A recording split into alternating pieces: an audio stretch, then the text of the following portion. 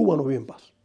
Cuba vive bajo agresión permanente. La política oficial de Estados Unidos contra Cuba es la coerción económica, lo que nosotros llamamos el bloqueo económico, dirigido a deprimir y a hacer las condiciones de vida en Cuba lo más difíciles posible. Contra Cuba la embestida ya está, solo falta la agresión militar.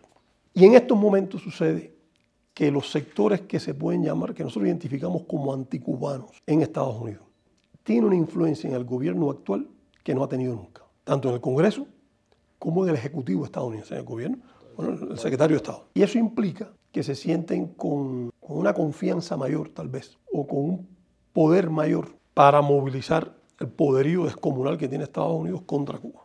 Una conducta amenazante para tratar de imponer su voluntad en la región. Lo vimos en Panamá, se ve en Groenlandia, que no pertenece técnicamente a nuestro hemisferio, se ve con Canadá. Y por tanto es un reto, un desafío para toda la región que es peligroso. Pero la embestida está presente. Hay amenazas sobre varios gobiernos. Y Estados Unidos va a tratar por la fuerza, por vías económicas, por vías diversas, de tratar de influir en los procesos políticos de nuestro gobierno.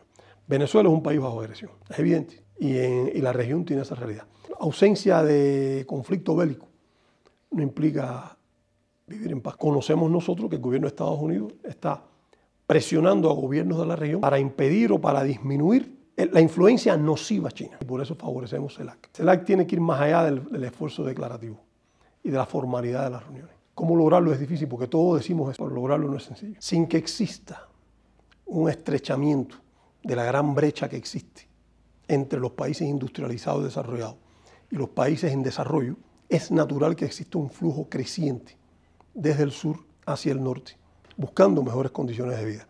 Sucede en África, sucede en Asia y sucede en nuestro hemisferio.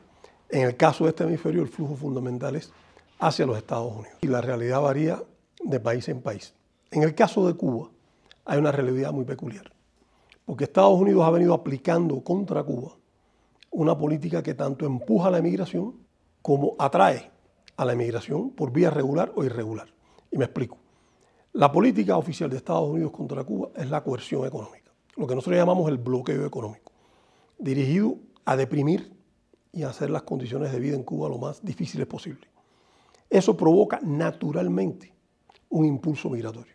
Y además de eso, como el enfoque migratorio de Estados Unidos hacia Cuba desde la década de los 60 ha sido con fines de desestabilización, ha habido una actitud consistente de privilegiar al inmigrante cubano, con independencia de cómo cruce la frontera de Estados Unidos por mar o por tierra. Se le asimila, automáticamente se le da la condición de refugiado, se le da empleo, y en adición a eso hay una ley única para Cuba en los Estados Unidos, llamada Ley de Ajuste Cubano, que implica que el inmigrante cubano, al año de haber llegado a los Estados Unidos, con independencia de cómo haya entrado, puede adquirir la residencia.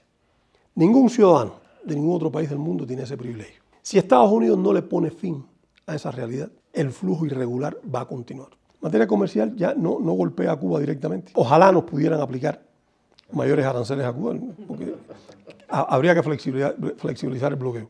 Es ya tan absoluto que a veces es difícil mencionar una cosa, aunque sea novedoso. Pero haber incluido a Cuba en la lista de estados que supuestamente patrocinan el terrorismo es un factor adicional. Esa designación desata automáticamente y por ley un conjunto de medidas coercitivas adicionales y de carácter extraterritorial, que implica que para Cuba, que ya es difícil adquirir productos en otros mercados, que ya es difícil obtener crédito, que ya le es difícil tener relaciones bancarias y financieras con instituciones de terceros países como resultado del bloqueo, se hace mucho más difícil, puesto que las instituciones temen estar calificadas por Estados Unidos como ser partícipes o cómplices de un país catalogado como terrorista. La comunidad internacional en su conjunto rechaza el bloqueo económico contra Cuba en Naciones Unidas.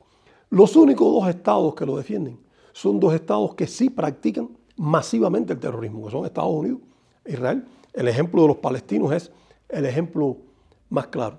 El reto para Cuba tiene un trasfondo mayor y más viejo, y es que es histórico, y es una incapacidad de los gobernantes estadounidenses, históricamente reiterado a lo largo de la historia, de aceptar que Cuba es y tiene derecho a ser un estado soberano.